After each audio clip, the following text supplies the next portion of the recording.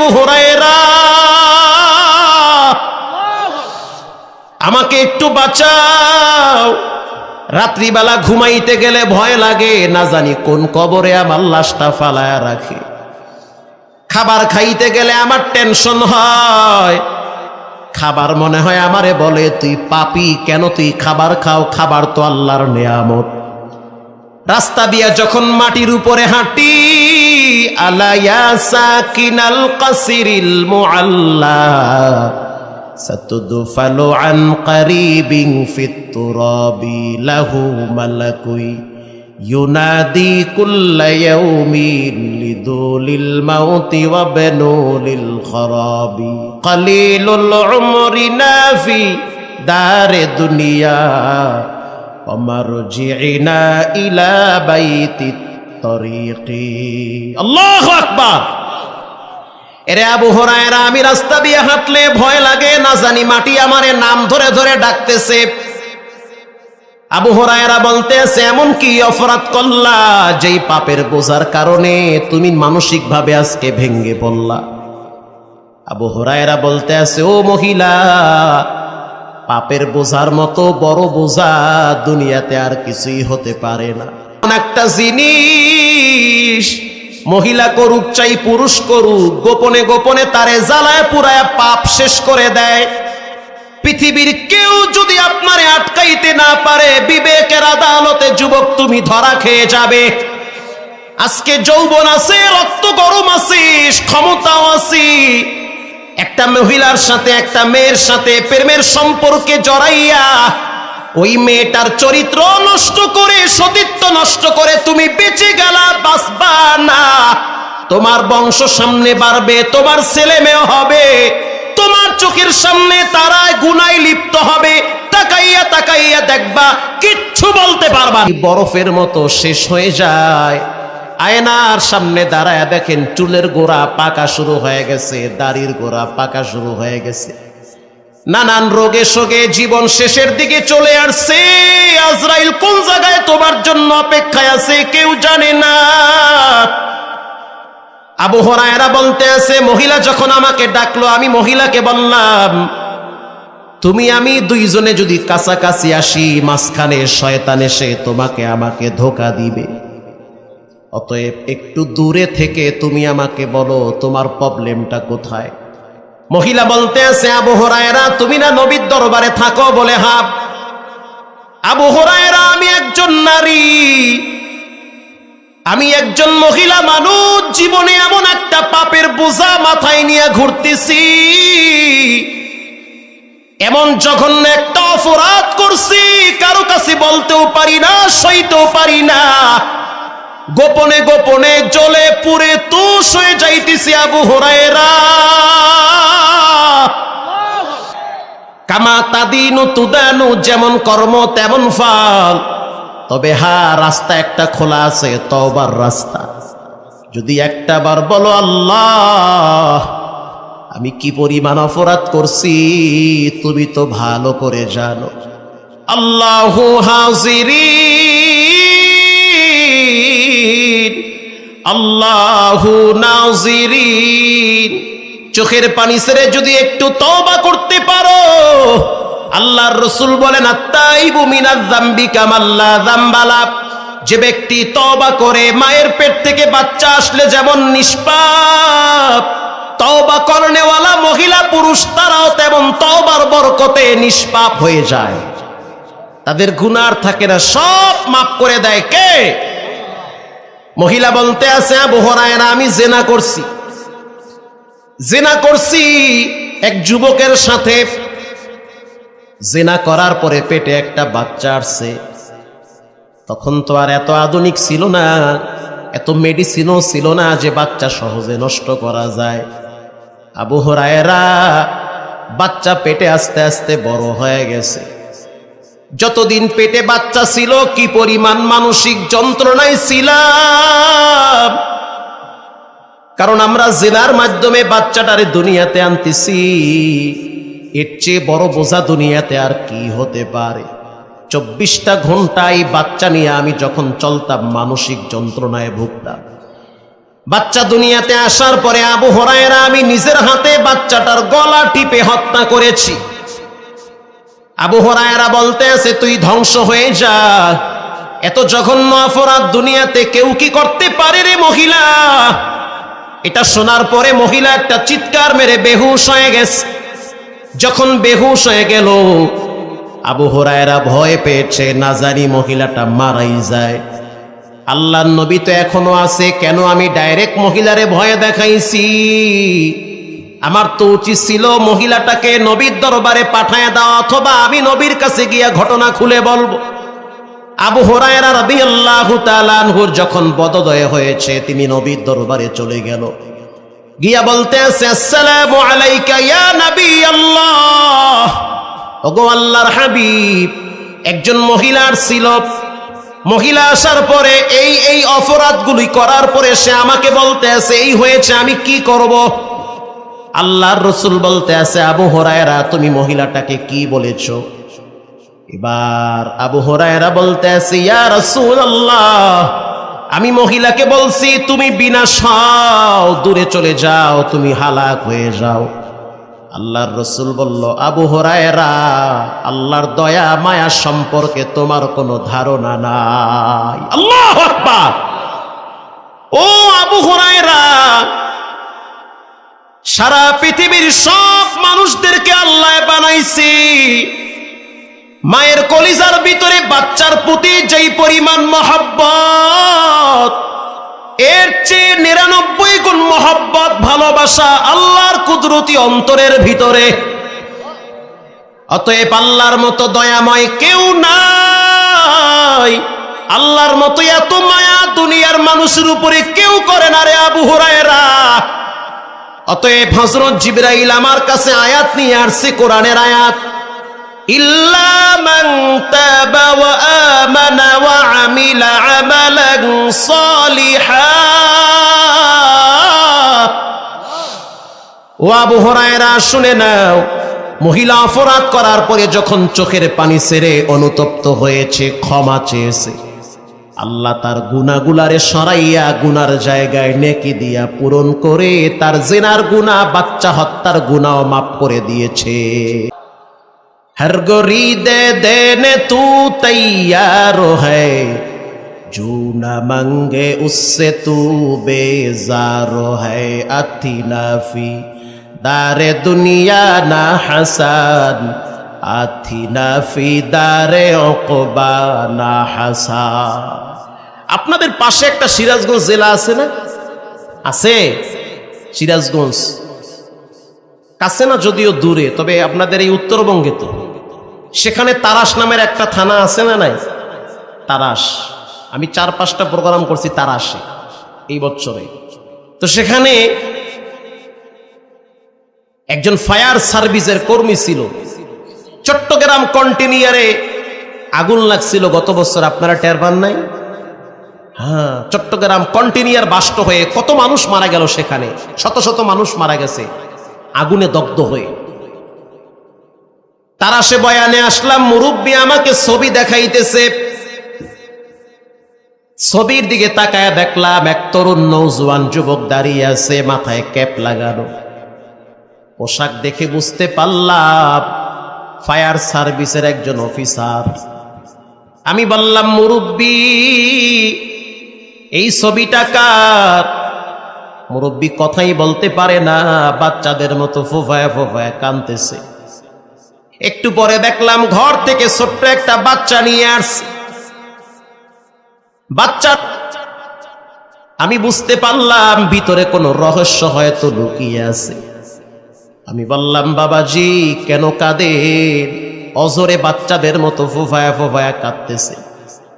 কিছুক্ষণ পরে দেখলাম ছবিটারে হাতে নিয়ে মজবুত করে ধরে ওই ছবির ব্যক্তির কপালের উপরে চুমা দিয়া হাউমাউ করে আরো কেঁদে দিয়েছে।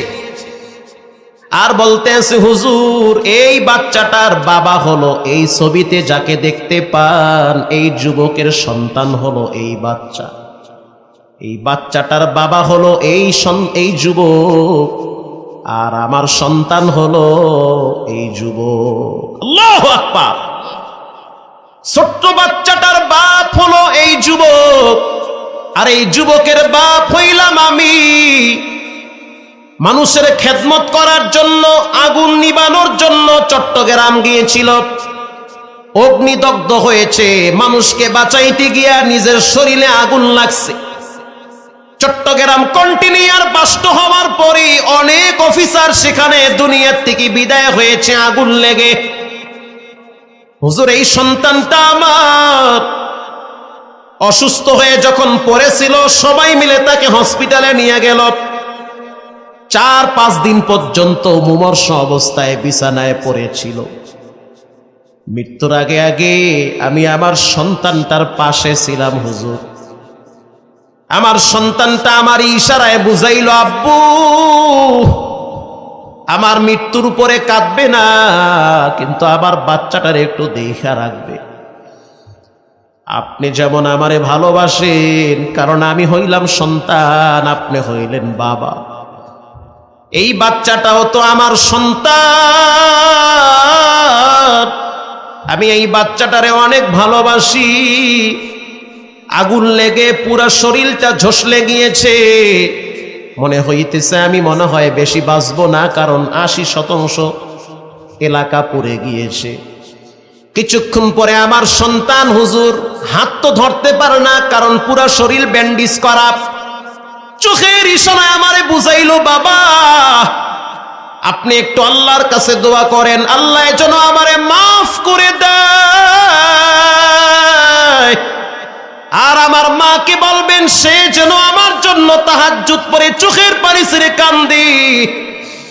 কবর একটা ভয়ঙ্কর জায়গা, দুনিয়ার আগুন লাগছে, সহ্য করতে পারি না। আল্লাহ পাক কোরআনে বলেন, নারুল্লাহ, দুনিয়ার আগুনের চাইতে অনেক গুণ শক্তিশালী আগুন হইল জাহান্নামের আগুন।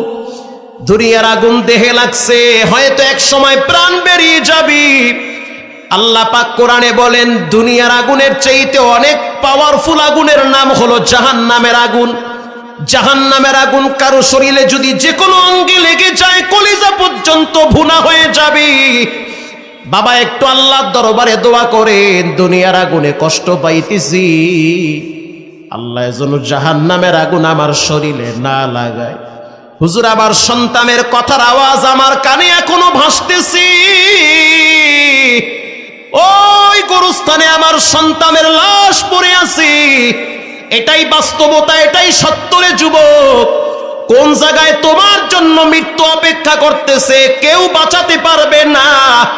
কত নায়ক নায়িকা, কত খেলোয়াড় দুনিয়ার থেকে বিদায় হয়ে গেল।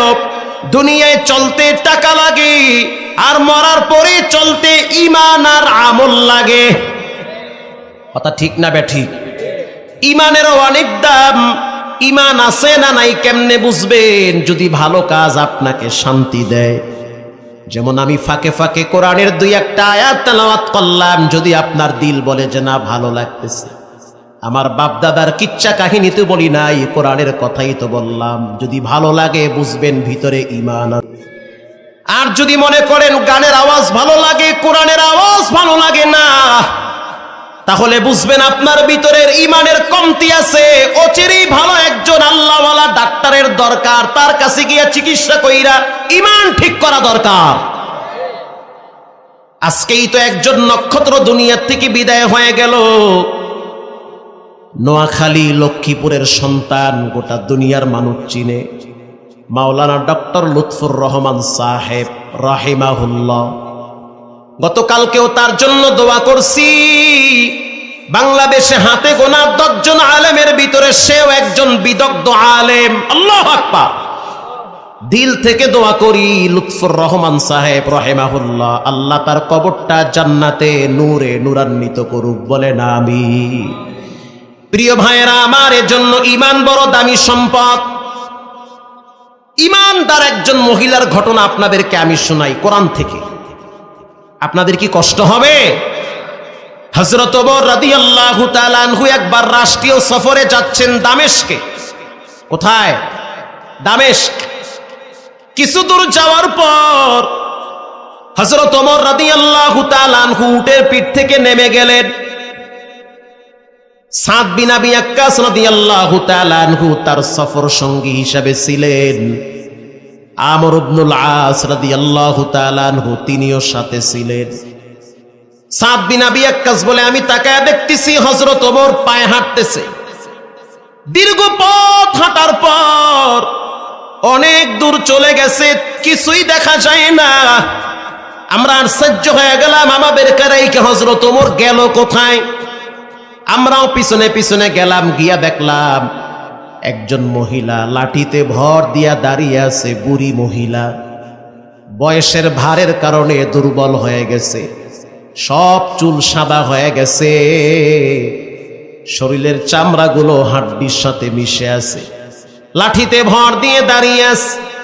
হযরত ওমর পিছনে দাঁড়ায় সালাম দিল, আসসালামু আলাইকা ইয়া উম্মি, ও আমার মা, আপনার উপরে আল্লাহর পক্ষ থেকে শান্তি বর্ষণ হোক। মহিলা বলতে আছে, ওমর, তোমারে আমি ভালো করে চিনি, তোমার নাম ছিল উমায়ের। খুব গুরুত্বপূর্ণ কথা, খারাপ লাগতেছে আপনাদের? এই বুড়ি মহিলা বলতে আছে, ওমর, তোমার নাম কিন্তু ওমর ছিল না, নাম ছিল উমায়ের। বলেন কি? উমায়ের।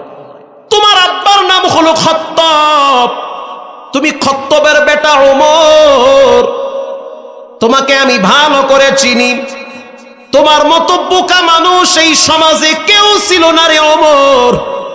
তুমি এক সময় এতটাই বোকা ছিলা, উটের পায়খানা তোমার মাথায় পড়তো, তুমি যে একটু লড়ে বসবা সেই সামর্থ্য শক্তি, সেই জ্ঞান তোমার ছিল না। তোমার আব্বা তোমাকে নিয়ে আফসোস করে বলতো, আহা। তাফসীরে ইবনে কাসিরে এসেছে যে তোমার আব্বা আফসোস করতো আর বলতো যে আমার এই সন্তানটা কেমনে সংসার চালাবে, এই সন্তানটা কেমনে নিজের জীবনটারে চালাবে, উট পায়খানা করলে লড়ে বসে পড়তে পারে না। আজ তোমাকে রব্বুল আলামিন অর্ধ জাহানের প্রেসিডেন্ট বানায় দিছে, অর্ধ জাহানের খলিফা তুমি। তোমার আব্বাই আফসোস করে বলতো যে তুমি তো একটা ঘরই চালাইতে পারবা না, তুমি এখন গোটা দুনিয়া চালাও। আল্লাহু আকবার। শুধু তাই নয়, তোমার কথা নবীর মুখে শুনছি, ওমর ফিল জান্নাহ, তুমি আল্লাহর জান্নাতে যাবে 10 জনের একজন। শুধু তাই নয়, লাউ কানা বাদি নাবিয়্যান লাকানা উমর, নবীর পরে কেউ যদি নবী হইতো, আল্লাহ পাক হযরত ওমরকেই নবী বানায়া দিত। তুমি এমন দামি হয়ে গেলা, আজকে অর্ধ জাহানের প্রেসিডেন্ট। খবরদার, কখনোই কারো উপরে জুলুম করবা না, কখনোই কারো উপরে আঘাত করবা না। গাছে ফল ধরলে গাছের পাতাগুলা যেমন নুয়ে যায়, ক্ষমতা পাওয়ার পরে বিনয়ী হওয়া উচিত, গরম ভাব, দাম্ভিক, অহংকারী হওয়া উচিত না। এক মহিলা বয়ান দিতেছে হযরত ওমরে। হযরত ওমর কি? হযরত ওমর বাচ্চাদের মতো বলতে আছে, জি আম্মা জান, ঠিক কথাই কইছেন আপনি, আপনি হাজা কথা কইছেন। বুড়ি মানুষ তো, ব্যালেন্স নাই, যা ইচ্ছা বলতেছে তাকে, মানে বাচ্চাদের মতো শাসন করতেছে। সাদ বিন আবি ওয়াক্কাস রাদিয়াল্লাহু তাআলা আনহু বলে, আমিরুল মুমিনিন, আপনি কি পাগল হয়ে গেছেন? আপনি একজন প্রেসিডেন্ট মানুষ, একজন বুড়ির কথা দাঁড়ায় দাঁড়ায় শুনতেছেন, অথচ রাষ্ট্রীয় সফরে আপনি বের হয়েছেন। দামেস্কের মানুষগুলো আপনাকে ফুলের মালা দিয়া বরণ করার জন্য অপেক্ষায় আছে। যুগের ভাষা। হযরত ওমর রাদিয়াল্লাহু তাআলা আনহু বলতে আছে, ও সাদ বিন আবি ওয়াক্কাস, এই মহিলার কথা স্বয়ং আল্লাহ শুনছে, আমি ওমর কেন শুনবো না? এই মহিলার কথা স্বয়ং আল্লাহ শুনছে, তা আমি ওমর কেন শুনবো না? সাদ বিন আবি ওয়াক্কাস রাদিয়াল্লাহু তাআলা আনহু আর সহ্য হয়ে গেলেন। আমিরুল মুমিনিন, এটা কোন মহিলা যার কথা আরশে আজিমে পৌঁছে গেছে? হযরত ওমর বলতে আছে, শুধু তাই নয়, আল্লাহ পাক এই মহিলার দোয়ার বরকতে আরশে আজিম থেকে কোরআনে কয়েকটা আয়াত নাজিল করেছে। ইনি হলো সেই মহিলা, একজন মুমিনা মহিলা, একজন নেককার মহিলা। ও নওগাঁর মহিলারা ভালো করে শুনে নেন, আপনাদের মডেল, আপনাদের আদর্শ দুনিয়ার কোন নায়িকা গায়িকা হতে পারে না। আপনাদের আদর্শ হবে খাদিজা, ফাতেমা, আসিয়া, ঠিক না বেঠিক? তাদের জীবনী পড়েন, তাদের আদর্শ গ্রহণ করেন।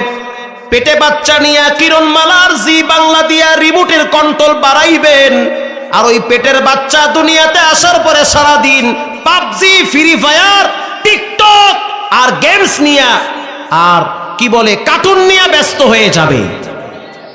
কার্টুন নিয়ে ব্যস্ত হয়ে যাবে। মা কিরণমালা দেখে, বাচ্চা হইয়া হইয়া কার্টুন দেখে, কোনো হুঁশ নাই কে, করতে রাত যায়, করতে দিন যায়, কোনো খবর নাই কে। জামাই বাইরে হারাদিন কাম করে, জান্ডা বাইরে এলেছে, আর এই ঘরে বয়ে কিরণমালার কুতকুত লয়ে ব্যস্ত আছে। রাগ করতেছেন আপনারা? বেশি করে রাগ করেন, আরো করেন।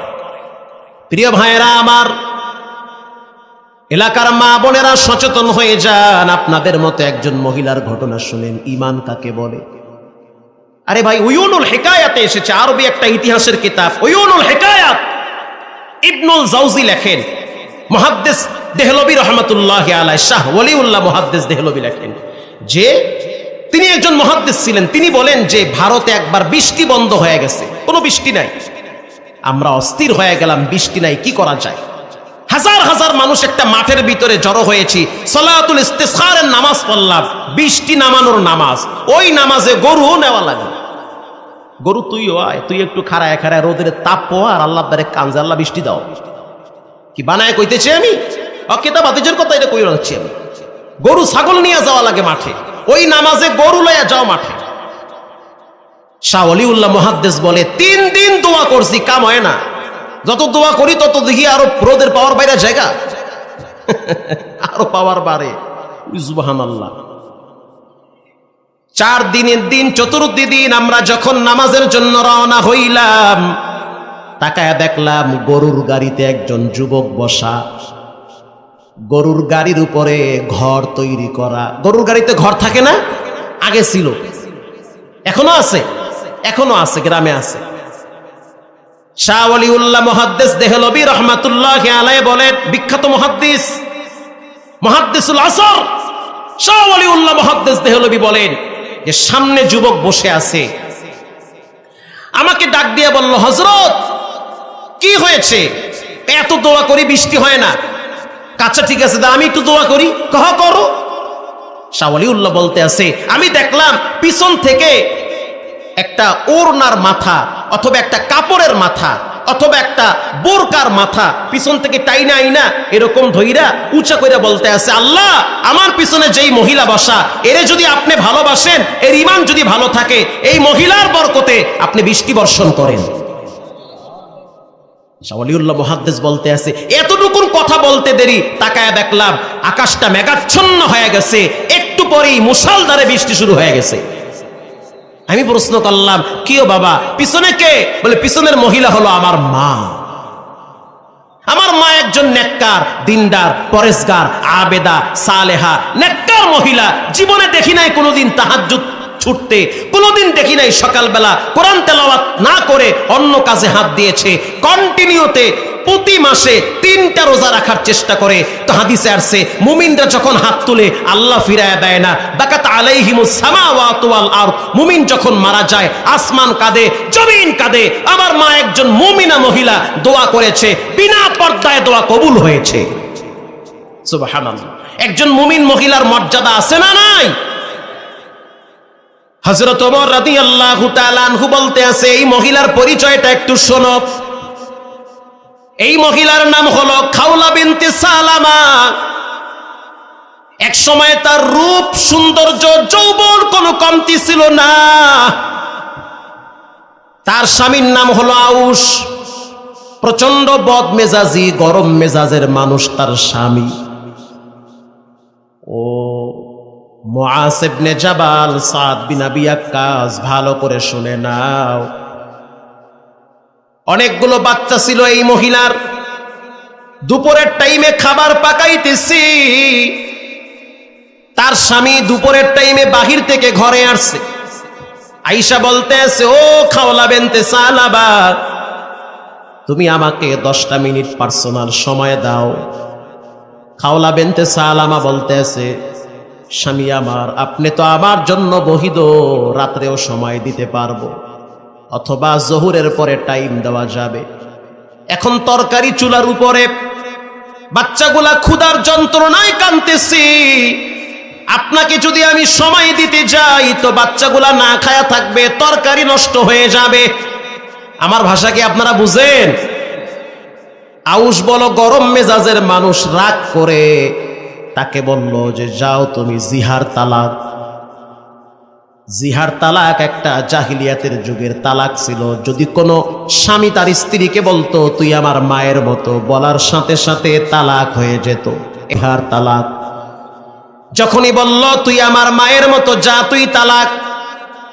খাওলা বিনতে সালামা দাঁড়ানোর থেকে বসেই পড়ল, মনে হয় তার মাথায় আসমান ভেঙ্গে পড়েছে।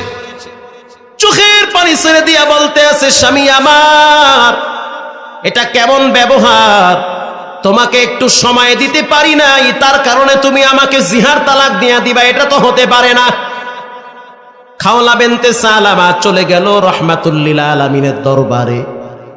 আল্লাহ পাক বলেন, ইন্নামাল মুমিনুনা আল্লাযীনা ইযা যুকিরাল্লাহ, যার ভিতরে 5টা গুণ থাকবে তার জন্য জান্নাতের গেট খুলে দিবেন কে? 1 নম্বরে কি? ঈমান। বলেন 1 নম্বরে কি? না খিচুড়ি? ঈমান। ঈমান 1 নম্বরে ঈমান। প্রিয় ভাইয়েরা আমার, আল্লাহর হাবিব তখন শুয়ে আছে। হযরত আয়েশা রাদিয়াল্লাহু তাআলা আনহা নবীজির চুল আঁচড়াইতেছে। হুজুরের চুল অনেক বড় ছিল, ঘাড় বাবরি ছিল। খাওলা বিনতে সালামা গিয়া বলতে আছে, রাহমাতুল লিল আলামিন, আমার স্বামী আমাকে জিহার তালাক দিছে, এই তালাক আমি মানি না। আপনি আল্লাহরে বলেন, আল্লাহ পাক যেন কোরআনের 2-1টা আয়াত নাজিল কইরা এই সমস্যার সমাধান যেন করে দেয়। সুবহানাল্লাহ বলেন। এই মহিলা বলতেছে। আল্লাহর হাবিব বলতে আছে, ও খাওলা বিনতে সালামা, মা ইয়ানতিকু আনিল হাওয়া ইন হুয়া ইল্লা ওয়াহয়ু ইউহা। নবী তার নিজের থেকে কোনো কথা বলে না, যা বলে একজন থেকে বলেন, তিনি হলেন কে? আল্লাহ থেকে বলে। প্রিয় ভাইয়েরা আমার, খাওলা বিনতে সালামা রাদিয়াল্লাহু তাআলা আনহা বলল, হুজুর আপনি কি আল্লাহর কাছে বলবেন না আমি বলবো? তাফসীরে এভাবে আসছে, আপনি কি আল্লাহর কাছে বলবেন না আমি বলবো? সহজ সরল মহিলা, প্যাচগোজ বোঝে না, ডাইরেক্ট মারতে আছে। আল্লাহর হাবিব মুস্কি হেসে দিয়ে বলল, খাওলা বিনতে সালামা, যদি তোমার বলতে মনে চায় তুমি বলো, কারণ রবের দরওয়াজা সবার জন্য উন্মুক্ত। সুবহানাল্লাহ। আর আসতে বলেন, তুমিও বলতে পারবা আমিও বলতে পারবো, বলো তুমি। এবার খাওলা বিনতে সালামা একটু দূরে গিয়ে চোখের পানি ছেড়ে দিয়ে উপরে হাত তুলে বলতে আছে, আল্লাহ আপনি একটু নবীকে জানায়া দেন এই তালাক হয় নাই, এটা আপনি একটু রাসূলুল্লাহকে জানায়া দেন। মা আয়েশা বলেন, আমি তাকায়া দেখলাম হুজুরের শরীর ঘামাইতেছে, চেহারা রং পাল্টে গেছে। বুঝতে আর বাকি নাই, ওহী নাজিল হওয়া শুরু হয়ে গেছে।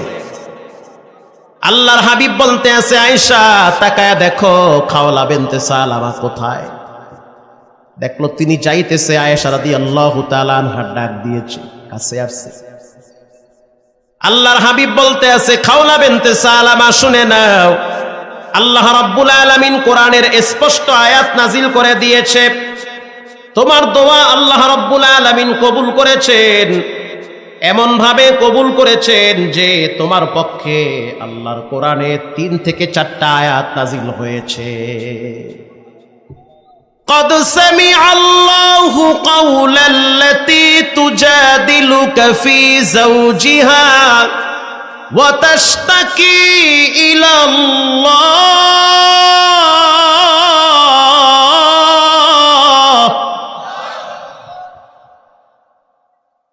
তোমাদের ভিতরে যেই কথাগুলো হয়েছে সেই কথাগুলা সামি আল্লাহ, একজন শুনেছেন, তিনি হলেন কে?